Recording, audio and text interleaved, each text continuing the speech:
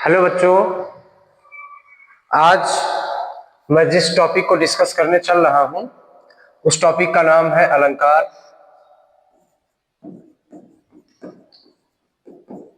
इससे पहले अलंकार के बारे में हम लोगों ने थोड़ा सा पढ़ा था, अलंकार के इंट्रोडक्शन के बारे में पढ़ा था। तो आज मैं अलंकार के इंट्रोडक्शन पे नहीं जाऊंगा, मैं सीधा टॉपिक पे आता हूं और स्पेशली क्लास 10th के स्टूडेंट्स के लिए इस टॉपिक को बनाया है मैंने। तो जैसा कि आप लोगों ने पढ़ा है कि अलंकार के दो भेद होते हैं।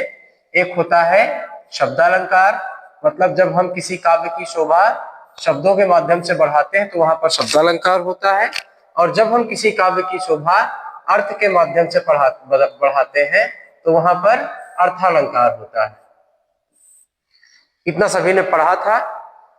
काव्य की शोभा बढ़ाने वाले तत्वों को अलंकार कहा जाता है, और पहला भेद होता है जब किसी काव्य की शोभा शब्दों के माध्यम से बढ़ाई जाए तो वहां पर शब्दालंकार होगा, और जब किसी काव्य की शोभा अर्थ के माध्यम से बढ़ाई जाए तो वहां पर अर्थालंकार होगा। ये इसका दूसरा भेद है। आज हम लोग डिस्कस करेंगे कि क्लास 10th के सिलेबस में कौन कौन से अलंकार हैं और हमें उन्हें पढ़ना है। जैसा हम लोगों ने पहले की क्लास में पढ़ा था कि अगर हम शब्दालंकार की बात करें तो शब्दालंकार में अनुप्रास अलंकार आ जाता है, इसी के अंतर्गत यमक अलंकार भी आ जाता है, शब्दालंकार के अंतर्गत ही श्लेष अलंकार भी आता है, पुनरुक्ति प्रकाश अलंकार आता है। लेकिन शब्दालंकार कक्षा 10 के पाठ्यक्रम में फिलहाल नहीं है। हमें पढ़ना है अर्थालंकार, जो क्लास 10th के पाठ्यक्रम का एक हिस्सा है। इसमें सबसे पहले आता है उपमा अलंकार, दूसरा रूपक अलंकार, तीसरा उत्प्रेक्षा अलंकार, चौथा मानवीकरण अलंकार, और पांचवा अतिशयोक्ति अलंकार। ये 5 प्रकार हमें पढ़ने हैं जो कि अर्थालंकार के अंतर्गत आते हैं और कक्षा 10 के पाठ्यक्रम का हिस्सा भी है। तो आइए चलते हैं, शुरू करते हैं।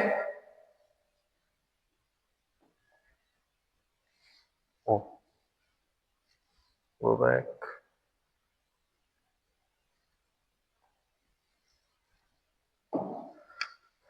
तो सबसे पहला हम लोगों ने पढ़ा, हमें अर्थालंकार पढ़ना है। अर्थालंकार पढ़ने के लिए हमें इसके अंगों के बारे में पढ़ना पड़ेगा या इसके अवयवों के बारे में पढ़ना पड़ेगा। अर्थालंकार पढ़ने के लिए हमें 4 चीजें पढ़ना आवश्यक है। पहली है उपमेय, दूसरा है उपमान,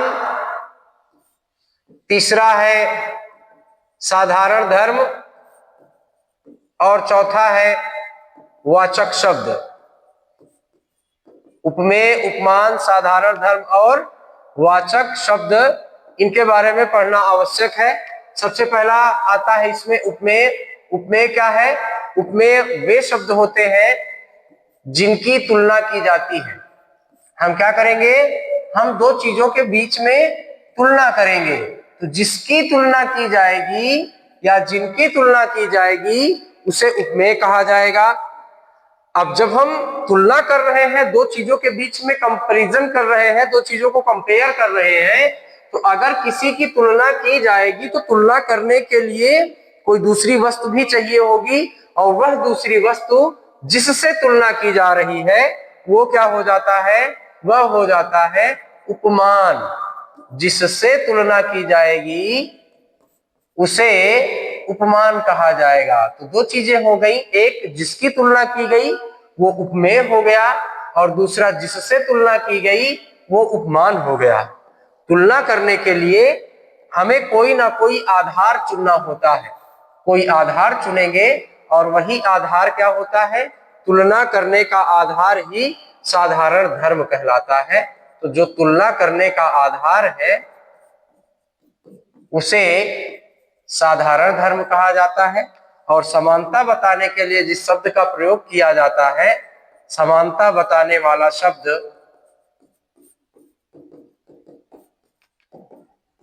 कहलाता है वाचक शब्द। हमें इन चारों चीजों के बारे में पढ़ना है। अगर मैं यहां पर लिखूं कि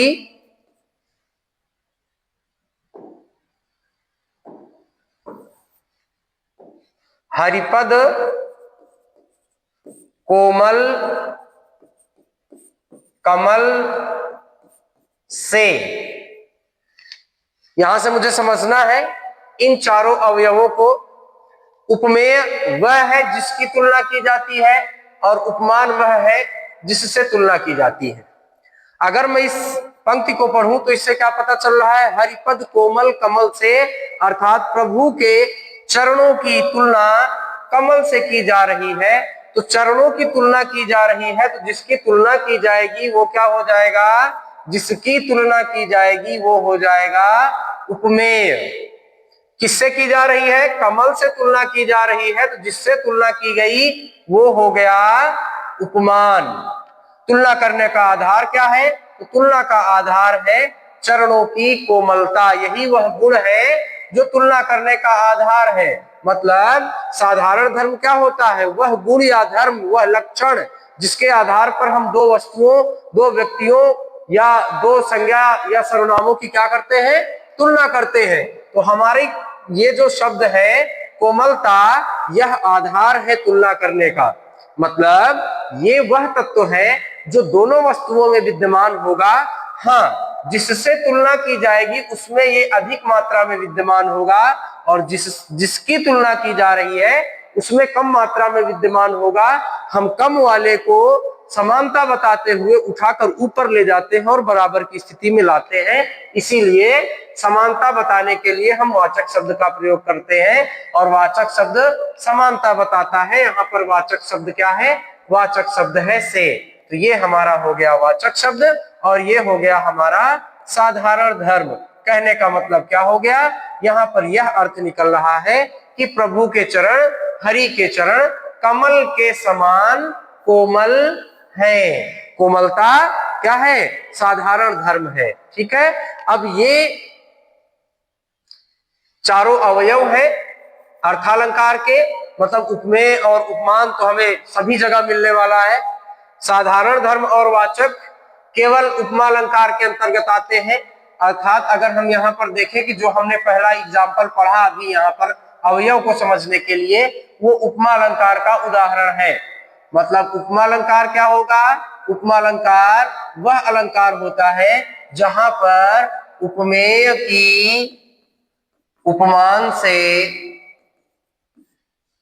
तुलना की जाए या समानता बताई जाए, वहां पर उपमा अलंकार होता है। जैसा अभी हमने पढ़ा, हरिपद कोमल कमल से। तो यहां पर क्या हो गया? यहां पर प्रभु के चरणों की तुलना या समानता कमल से की जा रही है, कोमलता के आधार पर, और इस शब्द के द्वारा समानता बताने का काम किया जा रहा है। मैं दूसरा उदाहरण ले सकता हूं। क्या पीपर पात सरिस मन डोला। यहां से क्या पता चल रहा है कि पीपल के पत्ते के समान मन क्या है? अस्थिर है, डोल रहा है। तो यहाँ पर मन क्या हो जाएगा? मन हो जाएगा उपमेय। पीपल का पत्ता क्या हो जाएगा? उपमान। साधारण धर्म क्या है जिसके आधार पर तुलना की जा रही है? वह है डोलना। तो यह है साधारण धर्म, अस्थिरता। साधारण धर्म है। पीपल के पत्ते की संरचना या बनावट कुछ ऐसी होती है कि वह हमेशा हिलता रहता है, हवा चले या ना चले, तो यह उसका क्या है? धर्म है। मन का भी क्या है? मन का भी लक्षण क्या है? मन भी कभी स्थिर नहीं रहता है। जिस प्रकार पीपल का पत्ता कभी स्थिर नहीं रहता है, तो डोलने के आधार पर ये इसका साधारण धर्म है। और समानता को बताने के लिए सरिस शब्द का प्रयोग किया गया है। तो ये सरिस शब्द क्या हो जाएगा? सरिस शब्द हो जाएगा वाचक शब्द। तो इस तरीके से ये किसका उदाहरण है? ये दोनों उपमा अलंकार के उदाहरण है जहां पर उपमेय और उपमान की तुलना की जाती है आपस में, वहां पर उपमा अलंकार होता है। अब समझने की आवश्यकता क्या है, हम एक तरफ उपमा अलंकार के बारे में पढ़ेंगे, वहीं दूसरी तरफ हम रूपक अलंकार के बारे में पढ़ेंगे। जब हम उपमा और रूपक दोनों को एक साथ पढ़ते हैं तो इन दोनों के बीच में जो अंतर है वह ज्यादा स्पष्ट रूप से हमारे सामने आता है। एक तरफ है उपमा अलंकार और दूसरा तरफ है रूपक अलंकार। उपमा अलंकार क्या होता है, उपमा अलंकार में हमारे पास उपमेय भी है, उपमान भी है, साधारण धर्म भी है और वाचक शब्द भी है। हाँ, रूपक में हमारे पास उपमेय और उपमान ही होगा, यहां पर साधारण धर्म और वाचक शब्द का प्रयोग नहीं होता है। क्योंकि जब हम रूपक अलंकार के बारे में पढ़ते हैं तब हमें पता चलता है कि जैसा हमने उपमा में पढ़ा था, उपमा में हमने क्या पढ़ा कि दो वस्तुओं के बीच में तुलना की जा रही है। क्या है, दो वस्तुओं के बीच में तुलना करने का काम किया जा रहा है। यहाँ पर तुलना हो रही है और यहाँ पर हूबहू समानता बताई जाती है।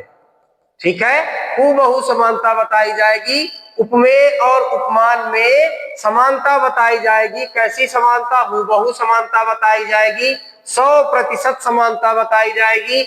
उसी उदाहरण के थ्रू समझते हैं, जैसे हमने यहाँ पर पढ़ा था हरिपद कोमल कमल से। यहाँ पर प्रभु के चरणों की कमल से तुलना या समानता करने के लिए एक आधार था, वह आधार था कोमलता।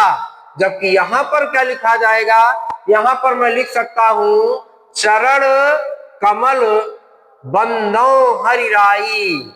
चरण कमल बंदो हरिराई कहने का आशय यह है कि प्रभु के चरणों को ही कमल कह दिया गया है। चरण और कमल के बीच में अब कोई अंतर नहीं रह गया। यहाँ पर केवल कोमलता को आधार बताया गया था, यहाँ पर दोनों में कोई अंतर नहीं रह गया। मतलब जो विशेषताएं चरण में पाई जाती है वही विशेषताएं कमल में भी पाई जाती है, दोनों 100% समान हो गए। तो उपमा अलंकार में तुलना करने का कोई आधार होगा जिसे साधारण धर्म कहा जाएगा। रूपक अलंकार में क्या होता है, उपमेय में उपमान का भेद रहित आरोपण किया जाएगा। मतलब उपमेय और उपमान के बीच में कोई अंतर नहीं रह जाएगा, दोनों एक समान हो जाएंगे। तो क्या हो जाएगा, रूपक अलंकार हो जाएगा। जैसे मैया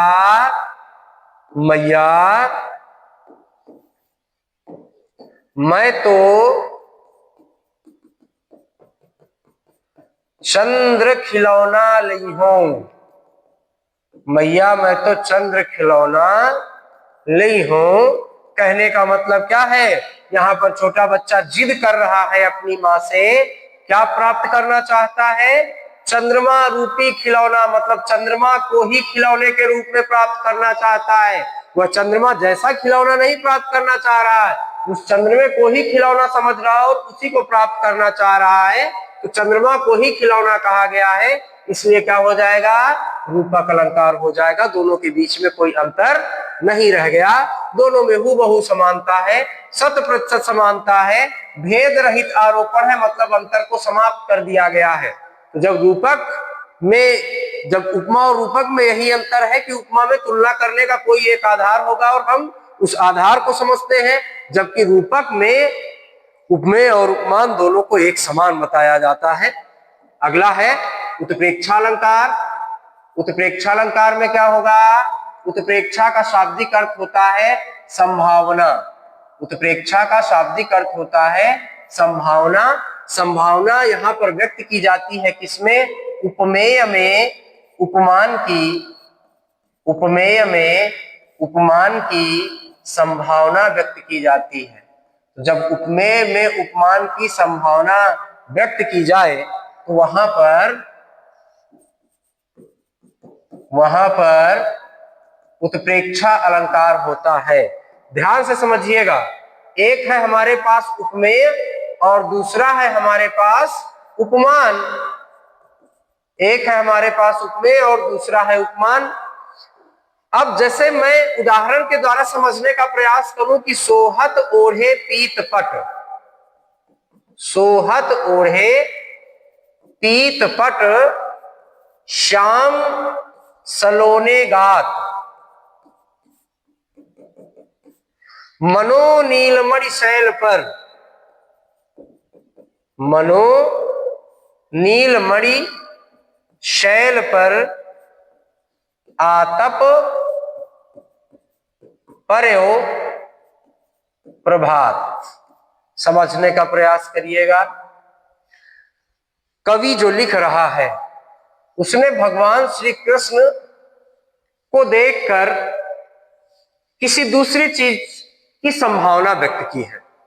कहा गया है यहां पर कि जो श्री कृष्ण है, कौन? श्याम सलोने। इनका जो श्याम सलोना गात अर्थात शरीर है, वह पीत पट अर्थात पीले रंग के वस्त्रों को ओढ़ने के बाद बड़ा सुंदर दिखाई दे रहा है। मनो मतलब ऐसा लग रहा है जैसे नीलमणि शैल अर्थात नीले रंग के पत्थरों वाले पहाड़ पर सुबह की धूप पड़ रही हो। आतप पर्यो प्रभात, आतप का मतलब है धूप, जैसे सुबह की धूप पड़ रही है।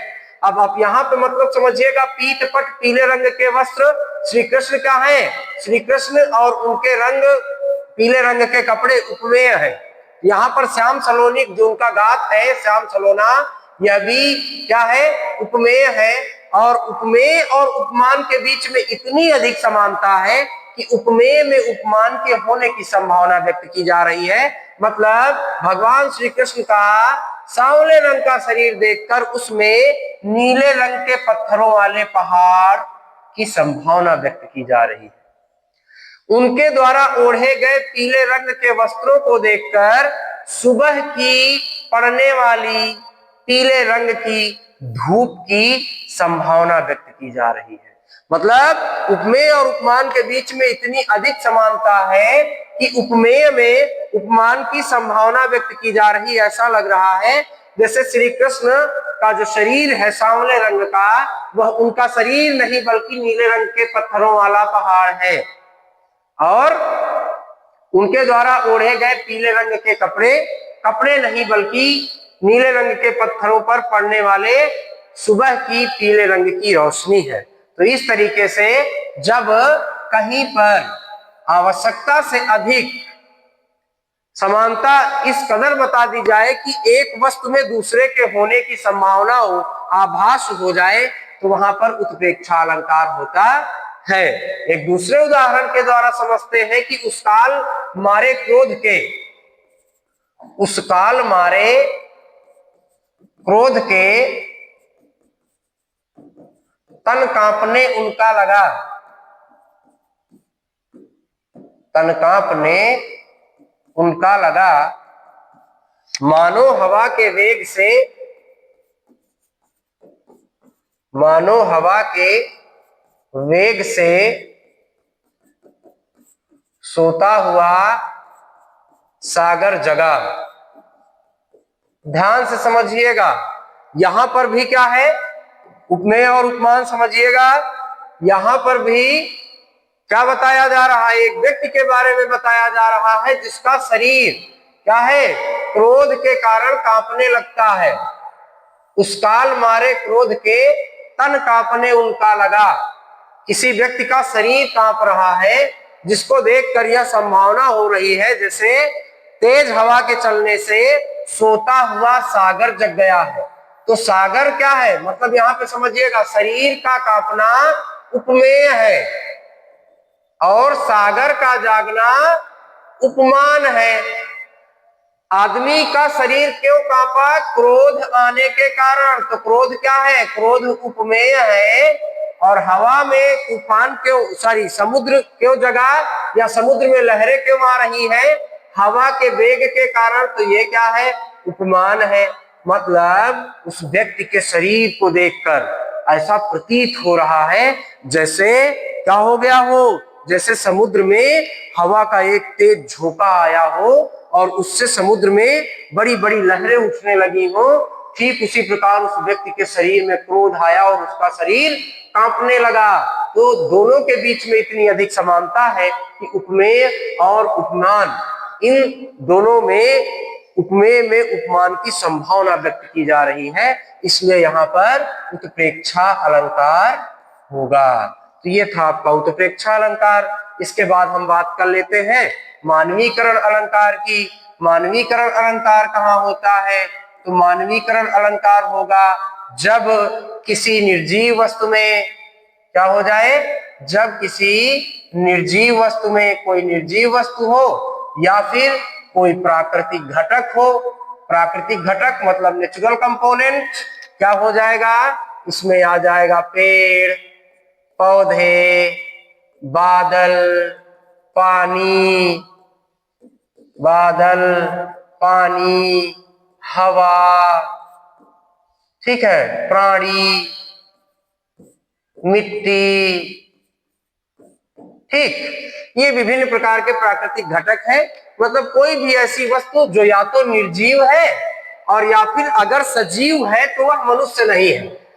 मानवीकरण का मतलब होता है कि मनुष्य के गुणों का आरोपण, मनुष्य के गुणों का आरोपण कर दिया जाए किसी ऐसी वस्तु पर या किसी ऐसी चीज पर जो वास्तव में मनुष्य नहीं है।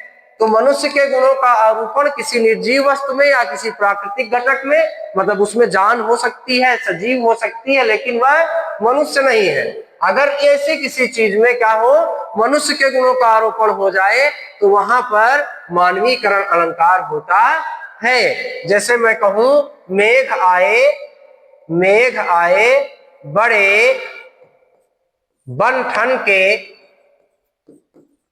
मेघ आए बड़े बन ठन के समर के। अब यहाँ मेघ क्या है, बादल है। बादल क्या है, बादल प्राकृतिक घटक है। और इसमें क्या बताया गया है कि मेघ कैसे आए हैं, बन ठन के आए हैं, समर के आए हैं, सज समर के आए हैं। तो सजना, समरना, बनना, ठनना, श्रृंगार करना, ये सब किसका लक्षण है?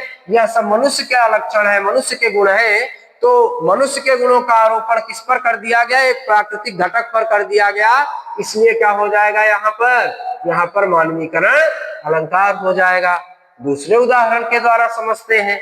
एक छोटा सा चना, एक छोटा सा चना बांधे मुरैठा शीश पर, एक छोटा सा चना बांधे मुरैठा शीश पर, छोटे गुलाबी फूल का, छोटे गुलाबी फूल का तनकर खड़ा है, तनकर खड़ा है। समझिएगा क्या कहा जा रहा है। कवि जो है वो बता रहे हैं कि एक छोटा सा गुलाबी फूल, एक छोटा सा चना का पौधा है और उसके ऊपर गुलाबी रंग का फूल लगा हुआ है। ऐसा प्रतीत हो रहा है जैसे कि उसके सिर पर गुलाबी रंग का कोई मुरैठा, पगड़ी बंधी हुई हो और वो तन कर खड़ा है। ध्यान से समझिए, मुरैठा बांधना, पगड़ी बांधना और तन कर खड़ा होना किसका लक्षण है? मनुष्य का लक्षण है। और इन लक्षणों का आरोपण किस पर किया गया है? एक चने के पौधे पर किया गया है। तो जब पेड़ पौधों पर, बादलों पर, पानी पर, मतलब कोई भी प्राकृतिक घटक हो या कोई निर्जीव वस्तु हो, उसमें मनुष्य के गुणों का आरोपण किया जाएगा तो वहां पर कौन सा अलंकार होगा? मानवीकरण अलंकार हो गया। इसलिए ये भी क्या है? मानवीकरण अलंकार है। ठीक है, अब आगे चलते हैं। आखिरी है हमारा कौन सा अलंकार है? सबसे अंत में मानवीकरण के बाद आता है अतिशयोक्ति अलंकार। अतिशयोक्ति अलंकार, अतिशयोक्ति दो शब्दों से मिलकर के बना हुआ है। पहला शब्द है अतिशय और दूसरा शब्द है उक्ति। अतिशय का मतलब होता है बहुत अधिक, क्या कर देना? बहुत अधिक बोलना या बढ़ा चढ़ा कर बोलना। ठीक है, बढ़ा चढ़ा कर। उक्ति का मतलब कहा गया, कहने का मतलब ये है कि कोई भी ऐसी घटना हो, आपको लगे कि कवि यहाँ पर क्या कर रहा है, उसका सामान्य वर्णन ना कर करके, उसके सामान्य स्थिति के बारे में ना बता करके उसको बहुत अधिक बढ़ा चढ़ा दे रहा है। तो मतलब सामान्य स्थिति का वर्णन ना करके उसको सामान्य से बहुत अधिक बढ़ा चढ़ा करके बताया जाएगा तो वहां पर अतिशयोक्ति अलंकार होगा। जैसे आप लोगों ने सुना होगा, राणा प्रताप के घोड़े पर एक कविता लिखी गई है, चेतक पर कि रणवीर चौकड़ी भर भर कर चेतक बन गया निराला था। उसी में एक पंक्ति आती है कि राणा की पुतली फ्री नहीं, राणा की पुतली फ्री नहीं, पहले चेतक मुड़ जाता था, पहले चेतक मुड़ जाता था। आपको पता है कि घोड़े को चलाने के लिए उसके मुंह में एक लगाम लगी होती है और रस्सी जो होती है वो घुड़सवार के हाथों में होती है और घुड़सवार उस रस्सी के द्वारा उस घोड़े को नियंत्रित करता है, कंट्रोल करता है। यहाँ पर यह बताया गया है कि राणा का जो चेतक था, राणा प्रताप का जो घोड़ा था, वो इतना समझदार था कि राणा के मन की बात समझ लेता था। यहां तक बताना तो ठीक है, लेकिन इस घटना में क्या कह दिया कि राणा प्रताप पहले सोचते कि किधर मुड़ना है, उस तरफ अगर वो अपनी निगाहें घुमा देते थे तो घोड़ा उस तरफ मुड़ जाता था। तो बिना लगाम को खींचे हुए, बिना उसके जो कंट्रोलिंग डिवाइस उसके साथ लगी हुई है, बिना उसमें हरकत किए हुए इस घटना को इस प्रकार बताना, क्या इस घटना, ये जो घटना है, ये बात जो बताई गई है, इसको सामान्य से थोड़ा बढ़ा चढ़ाकर बताया गया है, इसलिए ये अतिशयोक्ति अलंकार होगा। उसी के बारे में इसी कविता में आगे फिर बताया गया है कि आगे नदियां पड़ी अपार, आगे नदियां पड़ी अपार, चेतक कैसे उतरे पार, या घोड़ा कैसे उतरे पार। राणा ने सोचा इस पार, राणा ने सोचा इस पार, तब तक चेतक था उस पार। अब समझिए, आगे एक नदी पड़ रही है जो कि अपार है, जिसको पार करना असंभव है। राणा प्रताप सोच रहे हैं कि चेतक आखिर कैसे पार उतरेगा, और जब तक राणा प्रताप इस पार सोचते हैं तब तक उनके सोचते ही चेतक नदी के उस पार पहुंच गया था। तो ठीक है, यहां पर क्या किया गया है, घटना को बहुत अधिक बढ़ा चढ़ा करके बता दिया गया है, इसलिए यहाँ पर अतिशयोक्ति अलंकार होगा। तो ये टॉपिक था आपका, 5 अलंकार आपके एग्जाम में आने वाले हैं। यहाँ से कुल 4 नंबर के सवाल आपसे पूछे जाएंगे, ठीक है। हाँ, अब एक चीज और समझ लीजिए, आपने 5 भेद पढ़े हैं और उनमें से यदि आपके सामने उपमा अलंकार का कोई उदाहरण आता है और आपसे सवाल पूछा जाता है, तो यदि उस वाक्य में सा, सम, सरिस, जैसा, जैसे, से आदि कोई शब्द आता है तो फिर ज्यादा परेशान होने की आवश्यकता नहीं है, वहां पर उपमा अलंकार होगा।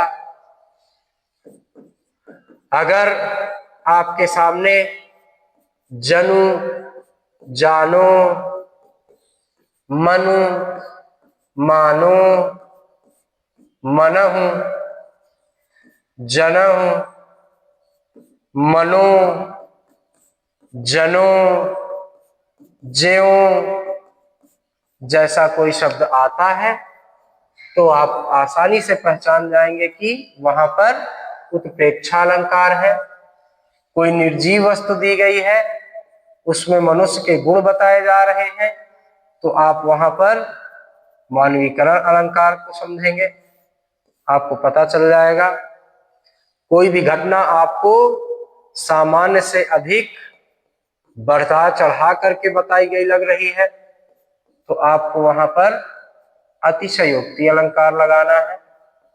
और जहां पर आपको उपमेय और उपमान दोनों दिखाई दे जाए और उपमेय और उपमान के बीच में कोई शब्द ना हो, आप समझ जाएं कि ये दोनों एक दूसरे के बगल में लिखे हुए हैं, तो आपको वहां पर बिना सोचे समझे रूपक अलंकार लिखना है। तो ये टॉपिक आपका खत्म होता है। उम्मीद है कि आपके लिए बहुत अधिक उपयोगी होगा। तो देखते रहिए, अपना प्यार देते रहिए, लाइक, शेयर, कमेंट और सब्सक्राइब के थ्रू। आज इतना ही, अगली क्लास बहुत जल्दी, तब तक के लिए नमस्कार, धन्यवाद।